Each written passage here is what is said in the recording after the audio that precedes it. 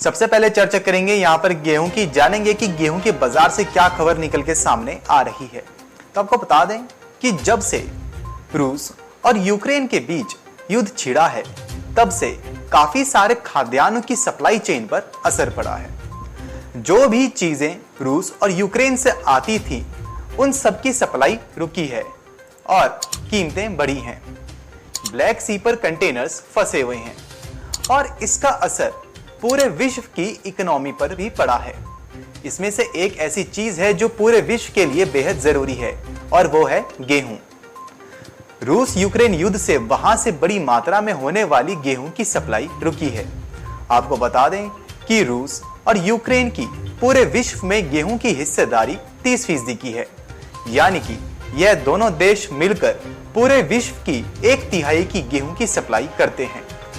इससे भारत जैसा देश, जहां पर गेहूं को हर खाने में शामिल किया जाता है, में गेहूं की कीमतें लगातार बढ़ी थी।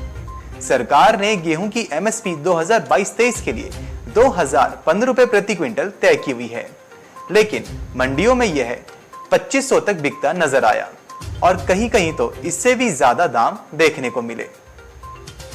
दरअसल रूस यूक्रेन के युद्ध शुरू होने से जो गेहूं की सप्लाई रुकी है, उसको पूरा करने के लिए दूसरे देशों ने भारत की ओर रुख किया था। ऐसे में भारत से गेहूं के निर्यात में जोरदार तेजी देखी जाने लगी।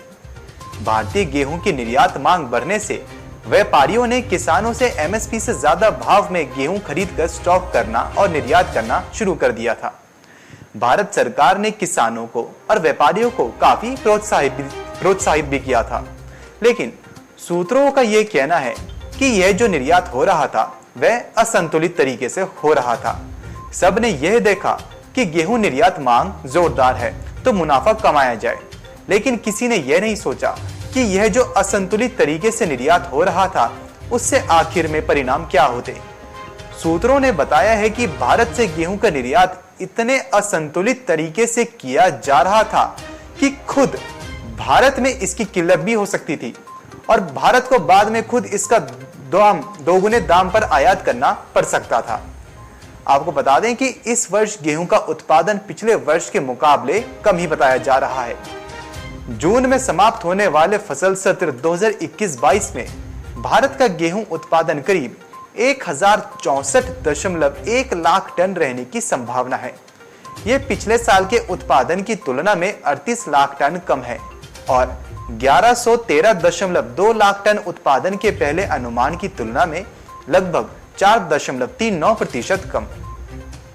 गेहूं उत्पादन करने वाले राज्यों में गर्म हवाओं से फसल प्रभावित हुई, जिससे उत्पादन कम रहने का अनुमान लगाया गया है।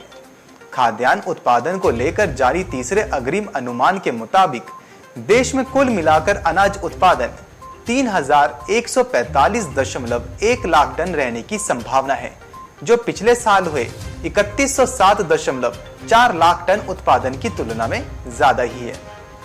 सूत्रों का कहना है कि पूरे विश्व में गेहूं का स्टॉक डिमांड के मुकाबले पर्याप्त है।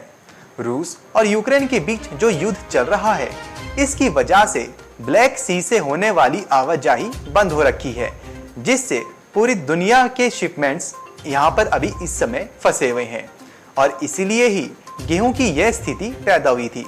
और अब जब भारत सरकार ने गेहूं के निर्यात पर रोक लगा दी है, तो इसकी कीमतें नीचे गिरना तय ही है। अभी फिलहाल गेहूं की कीमतों में भले ही ज्यादा गिरावट ना आए, लेकिन जैसे ही ब्लैक सी से आवाजाही शुरू होगी, हर एक कमोडिटी की कीमतों में जोरदार गिरावट आएगी और इसमें गेहूं भी शामिल रहेगा। सरकार के गेहूं निर्यात पर रोक लगाते ही गेहूं की कीमतें 2500 से सीधे 2100 रुपए प्रति क्विंटल पर आ गई थी, जो कि अब और ज्यादा गिर चुकी है। मध्य प्रदेश में गेहूं की कीमत इस सीजन में पहली बार न्यूनतम समर्थन मूल्य 2015 रुपए प्रति क्विंटल के नीचे तक पहुंची हैं। गेहूं की कीमतें भले ही गिरी हों, लेकिन गेहूं के आटे की कीमत अभी भी बढ़ी हुई है। इस पर कारोबारियों का कहना है कि उन्होंने महंगे दामों पर किसानों से गेहूं की खरीद की है, तो आटा सस्ता कैसे बेच दें। तो यानी कि जिस हिसाब से अभी गेहूं का सिनेरियो बनता नजर आ रहा है, उससे तो यही लग रहा है कि गेहूं की जो कीमतें हैं, उनमें अभी और गिरावट बनने की संभावना।